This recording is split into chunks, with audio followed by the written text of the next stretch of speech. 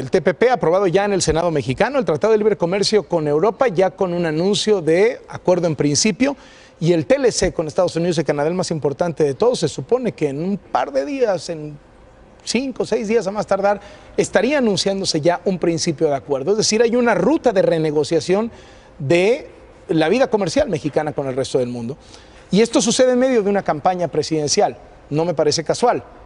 Y es por eso que hoy hemos convocado, de parte de los 3 candidatos con mayor posición en las encuestas, rumbo a la presidencia de la República, a personas que saben del tema, que lo están asesorando y que están cerca de ellos en los temas que tienen que ver con las relaciones exteriores, con el papel de México en el mundo. Agradezco muchísimo que nos acompañe hoy en el estudio Despierta Vanessa Rubio. Ella es coordinadora de la oficina de José Antonio Meade y fue subsecretaria de Relaciones Exteriores en el gobierno cuando el canciller era Meade. Muchísimas gracias por venir. Muy buenos días. Gracias a ti, Carlos. Está Héctor Vasconcelos, diplomático y nominado a ser el canciller, el secretario de Relaciones Exteriores, y Andrés Manuel López Obrador gana la presidencia de la República. Muchas gracias por estar aquí. Está Cecilia Soto, ella viene parte del equipo de Ricardo Anaya del Frente, ex diplomática mexicana. Muchas gracias. Hola, ¿qué tal? Aquí. Buenos días. Y muy buenos días. Primero que nada, ¿avalan la manera en cómo México está renegociando estos tratados internacionales, particularmente el TLC con Estados Unidos y Canadá? No.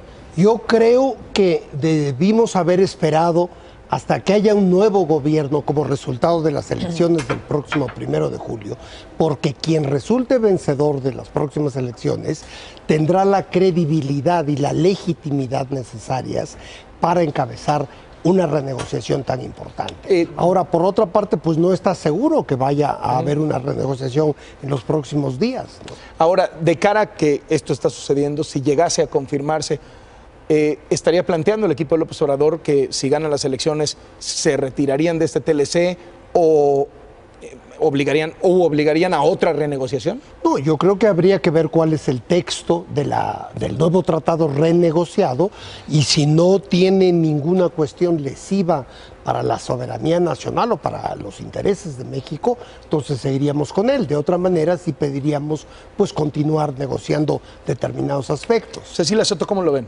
Yo creo que también nosotros hemos dicho que debe ser el nuevo próximo gobierno, el de Ricardo Anaya, el que confirme la negociación del Tratado de Libre Comercio.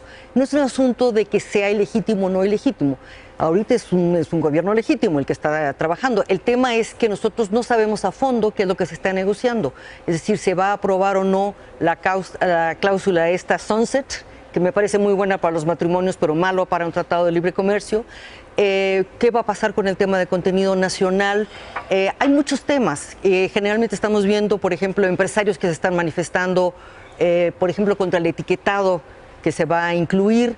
Y eso que nosotros pensamos que más vale la pena esperar. O sea, ¿le dirían al gobierno mexicano no cierren un acuerdo con Estados Unidos? Así es. Hasta que no pasen las elecciones. Porque además los equipos no están ahí, nuestros equipos no están ahí, Exacto. Está el equipo. Y además es un gobierno que está en sus meses finales, independientemente de la poca credibilidad que tiene ante la opinión pública. En fin, yo creo que habría que esperar para una cuestión crucial para los intereses de México, como es el tratado. Vanessa Rubio, ¿cómo lo ven ustedes del lado de Gracias, México? yo te diría que desde luego que sí. Nuestro marco constitucional marca un gobierno de 6 años. Empiezas un día, acabas otro día y todo ese tiempo tienes la autoridad como Estado para poder negociar. Entonces estamos perfectamente en el marco de la ley y yo creo que es muy importante también ver los tiempos de negociación de los otros 2 países. A mí me tocó encabezar al principio las negociaciones en el sector financiero de esta renegociación. Yo lo que te diría es un acuerdo como cualquiera otro que se haya negociado. A mí me tocó en mis pininos estar en el de la Unión Europea en los 90s, en el de Centroamérica, en el de la Alianza del Pacífico, y al final del día tenemos el cuarto de al lado famoso con los empresarios. Estamos en contacto, diálogo con ellos, y yo creo que difiero completamente de lo que dice Héctor. Yo creo que la legitimidad se tiene justamente por las consultas que se han hecho con las partes interesadas, y en efecto pues estamos en una elección y no tendrían por qué tener representantes 2 contendientes en estas negociaciones, pues son contendientes a la presidencia. Nosotros, en este caso, pues hay un presidente legítimo que es el presidente Peña Nieto, y su gobierno y sus secretarios están encabezando cuál se debe las negociaciones. ¿Consideran que la posición sobre esto de los rivales del PRI, de la oposición a fin de cuentas al gobierno, genera inestabilidad, impacta negativamente la imagen del país, puede preocupar a los mercados de decir, pues de nada sirve lo que se está negociando si no lo están avalando dos que podrían llegar a la presidencia, que por cierto en las encuestas tienen una buena posición. Los mercados están preocupados ante los dichos de López Obrador y eso se ha visto los últimos días. Hemos tenido una apreciación significativa del dólar de manera generalizada vis-a-vis los mercados emergentes, pero es cierto que hay un tema de depreciación del peso en la última semana, sobre todo a raíz de los dichos de López Obrador en relación al Aeropuerto Internacional de México y a otros temas que tienen que ver con planteamientos riesgosos para la economía. Héctor Vasconcelos. Yo pienso otra cosa. Yo creo que hemos estado continuamente en contacto con la comunidad financiera internacional, con los bancos, con los fondos de inversión, etcétera. Y como reconoció incluso Jorge Castañeda en un artículo hace un par de semanas, ya los mercados internacionales están aceptando la idea de que lo más probable es que el voto favorezca al licenciado López Obrador y no veo por qué debería de venir un periodo de inestabilidad. Hasta antes del debate, ¿no? Eso cambió con el debate. ¿Por qué? Bueno, porque ahora la opción de Ricardo Anaya es una opción clarísima, es la única opción que puede derrotar a López Obrador, es una elección de dos, con el perdón y el afecto para Vanessa, y en ese sentido el tema es, ahora es una elección diferente, es una elección de dos, hay una posibilidad real de que Ricardo Anaya pueda ganar la presidencia de la República, y en ese sentido tenemos mucho que decir sobre la negociación del tratado. Formalmente es cierto, formalmente es un gobierno legítimamente el que instalado, el que está haciendo la negociación, pero desde el punto de vista político, los inversionistas se pueden preguntar, bueno, si llega un nuevo gobierno, como va a ser lo más probable, llega un nuevo equipo en todas las secretarías, llega una nueva mayoría en el Senado y lleva una nueva mayoría en la Cámara de Diputados, ¿qué va a pasar con los acuerdos? Se ha citado mucho por parte del equipo de López Obrador este artículo del coordinador de la campaña de Anaya, Jorge Castañeda, diciendo que había detectado que no le tenían preocupación ni miedo. Por otro lado, tienes a Ricardo Anaya diciendo, es un espanta inversiones. ¿Cuál es la posición? Es un espanta inversiones. Es decir, absolutamente, y yo creo que a diferencia de lo que dice Héctor, no es un tema de percepción de lo que Héctor opine, es lo que es. Ya salió Moody's y lo dijo, y salió Moody's y dijo que bajaría la calificación de México, ya salieron otras instancias de los mercados internacionales, y no solo son los bancos de inversión, son todos los mercados internacionales. Yo tuve la fortuna de ir el año pasado, justamente un día posterior a que López Obrador había estado ahí, y la preocupación era grande, ¿eh? Tuvimos un evento masivo con los mercados y les preocupaba, oigan, mis clientes tienen personas que están invertidos en el aeropuerto internacional nuevo de la Ciudad de México, y este señor nos vino a decir que lo iba a cancelar. Estamos preocupados por el tema de su no propensión al libre comercio, a la libertad de los mercados. Entonces, al final del día, no es más allá de lo que él pueda pensar o yo pueda pensar, es lo que es. Los mercados lo han dicho, y ahí está muy claramente el dicho de Moody's la semana pasada, bajarían la calificación de México. A ver, en primer lugar, aquí hay un asunto de cronologías. Yo creo que la información que ustedes tienen es anterior a la más reciente, donde Moody's precisamente ya indicó también que no está preocupada por una posible llegada nuestra al poder. Pero más allá de todo esto, porque estamos un poquito estancados en la conversación con lo del TLC, hay que recordar que nosotros en Morena estamos proponiendo hacia los Estados Unidos una alianza para el desarrollo. No solo para el crecimiento económico, sino para el desarrollo, lo que implica, desde luego, crecimiento económico, pero además desarrollo social. O sea, nosotros, el mundo hace 30 años, la Alianza para el Progreso de Kennedy. Es decir, el mundo para el cual está pensado la diplomacia de López Obrador ya no existe.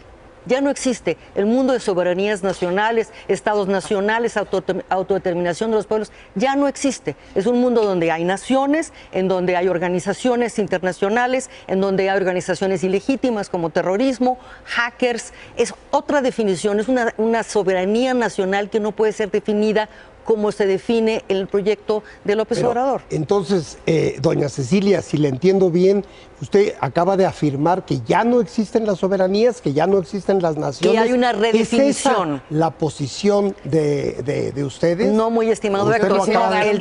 El término es que hay una nueva redefinición de lo que es soberanía. Es decir, no podemos ser soberanos de una manera sola.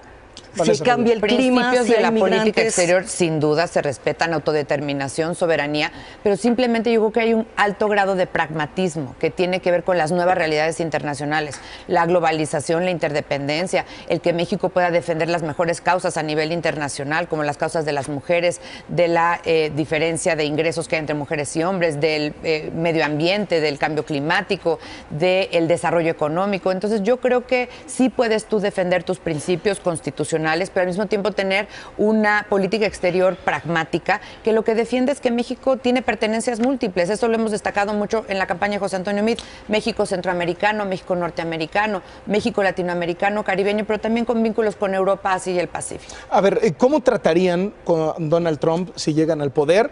¿Si mantendrían la misma estrategia? ¿Cómo evalúan la estrategia de trato con un personaje tan singular como Donald Trump, que ha sido yo creo que un reto inesperado para prácticamente todas las naciones? Exactamente. Sí. ¿Está haciendo bien como lo está haciendo el gobierno mexicano? Y en caso de que no, ¿qué harían? A ver, yo creo que lo han hecho muy mal en la actual administración, porque para empezar han abandonado un poco lo institucional y han establecido un canal alternativo a través de una relación personal entre el secretario de Relaciones Exteriores y un miembro de la familia Trump. ¿Y cuáles son los resultados? Ni tenemos renegociado el tratado, el muro sigue en vías de construcción, la animadversión hacia nuestros connacionales en Estados Unidos continúa. Entonces yo creo que ha sido fallida la estrategia. Pero yo quisiera retomar algo que me parece muy importante, que dijo doña Cecilia.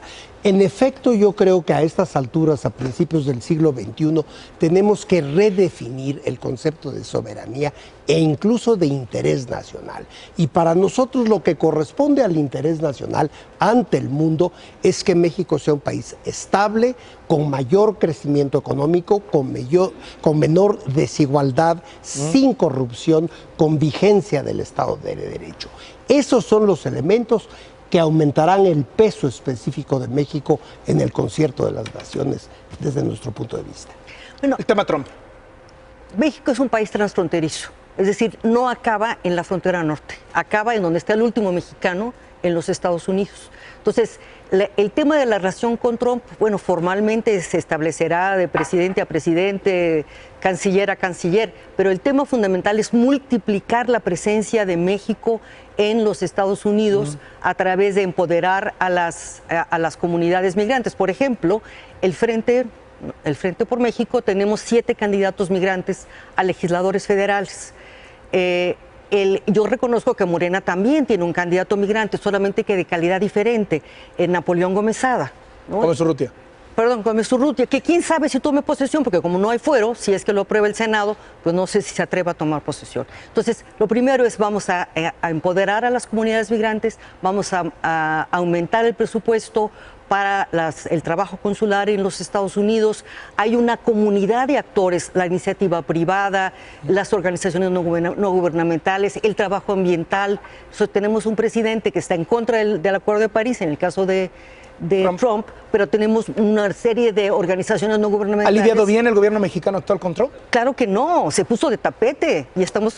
¿Cómo lo ven, Con Vanessa Rubio? ¿Ustedes seguirían con la misma estrategia actual? Yo creo que hay muchas cosas que se pueden perfeccionar, siempre todo es perfectible, pero sí creo que hemos sido pragmáticos, que hemos sido responsables, que hemos sido consistentes, y al final del día difiero con Héctor. Tú no estás para definir quiénes son tus interlocutores, porque en el otro país hay una definición de posiciones en la Casa Blanca que tú no determinas. Entonces sí, nosotros dialogamos con Donald Trump en el mejor de los intereses de México. Llevamos ya 7 rondas de negociación de Tratado de Libre Comercio cuando se decía que no íbamos a tener ni la primera. Y por el otro lado, entonces, tenemos relaciones a distintos niveles. Tenemos la relación presidente, tenemos la relación entre las diferentes secretarías de Estado, con Tesoro, con Comercio, con Homeland Security, con todas las secretarías de Estado, y también con los asesores que designa Donald Trump con toda legitimidad, pues porque él es el presidente de ese país y él define quiénes son sus interlocutores. Entonces, yo creo que hemos avanzado. Es una relación complicada, es una relación que significa, sobre todo, retos, riesgos, mucho en el mundo de inestabilidad, y para eso se requiere alguien que sepa conducir las relaciones exteriores de México y que tenga experiencia y que ya lo haya hecho.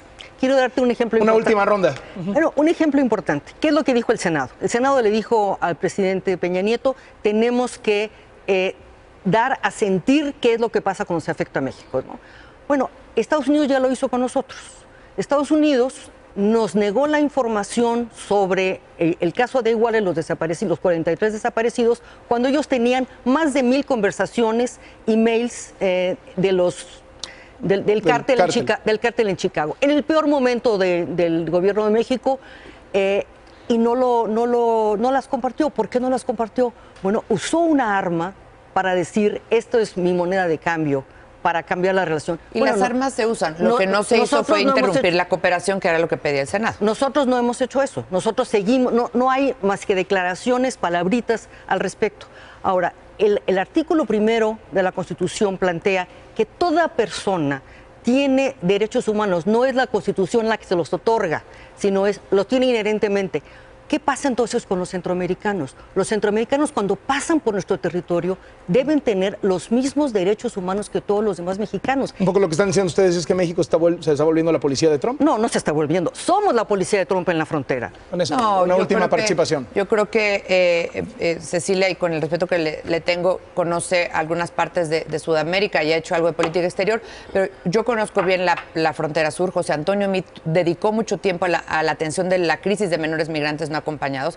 Por ejemplo, una de las cosas que se tienen que preservar es que cuando los migrantes estén en territorio nacional se les defiendan sus derechos humanos. José Antonio Meade puso, por ejemplo, los primeros centros de atención de salud a derechos a los migrantes. ¿Por qué? Porque el derecho humano a la salud, en efecto, es un derecho que es más allá de cualquier ley o legislación, nacionalidad o no. Por el otro lado, establecimos canales muy fluidos de comunicación con los consulados del Triángulo Norte, sobre todo, porque al final del día luego es más fácil verlo de afuera cuando no se ejerce política exterior, pero cuando se ejerce política exterior, lo que tuvimos, por ejemplo, era que tú tenías a un niño de 6 años, a un niño de 3 años y le preguntabas ¿de dónde eres? Y te decía mexicano. ¿Por qué? Porque los traficantes de personas les habían dicho que no dijeran su nacionalidad. Entonces, ese niño lo tienes que preservar en territorio nacional con todas las garantías de ley, pero al mismo tiempo tienes que investigar de dónde es para que puedas hacer una repatriación segura y ordenada. Entonces, sí, derechos humanos para los migrantes. Que durante el momento en donde Meade fue canciller, México aceptó que agentes norteamericanos aquí tomaran huellas digitales y rasgos biométricos, no es falso, y rasgos biométricos de centroamericanos presos en cárceles mexicanas de migración. Hay cooperación del Instituto Nacional de Migración en temas de capacitación, no hay cooperación, para hay rendición. Atender justamente los temas que tenemos conjuntos de los centroamericanos, porque estos centroamericanos cruzaban México, pero realmente su destino era Estados Unidos, no es que nosotros les pudiéramos dar una calidad migratoria distinta. Entonces, lo que está diciendo Cecilia es falso y no tiene manera de comprobarlo, y si lo tiene, que presente las pruebas. Que lo compruebe el Washington Post. Héctor Rosas. A ver, se ha mencionado aquí el tema de nuestros compatriotas en Estados Unidos, aunque de una manera un tanto tangencial. Yo quisiera decir que para nosotros la atención de nuestros connacionales en América del Norte sería uno de los ejes centrales de nuestra política exterior, y quiero mencionar un cómo, porque luego dicen que hablamos de los qués, pero no de los cómo. Bueno, una de nuestras intenciones es aumentar radicalmente el presupuesto para las áreas de protección de los consulados mexicanos en Estados Unidos, para que actúen como defensorías, como procuradurías al servicio de nuestros compatriotas que enfrentan. Del presupuesto asignado a la Secretaría de Relaciones Exteriores. Que ahí tienen un tema presupuestal relevante, como una que han prometido y quieren regalar dinero a diestra y siniestra. Luego también tienen que ver que eso sea consistente con el presupuesto y que sea financieramente viable. Hay una propuesta muy sencilla: aumentar, por ejemplo, en $10 el permiso de viajero norteamericano. Paga $25 en promedio, si paga $35 está en el promedio nacional, y eso es un ingreso extra para la Secretaría de Relaciones Exteriores. No sé si tenemos tiempo para abordar otros última temas. Participación. Bueno, otro de nuestros ejes sería la diversificación de nuestras relaciones económicas y políticas con otras regiones del mundo, porque a nuestro modo de entender las cosas, la atención ha estado durante ya varias décadas excesivamente centrada en América del Norte. Y hay muchas otras regiones muy prometedoras para México en el mundo. Les agradezco muchísimo, ha sido muy interesante tenerlos en el programa. Gracias por venir. Al contrario, gracias por su confianza en Despierta.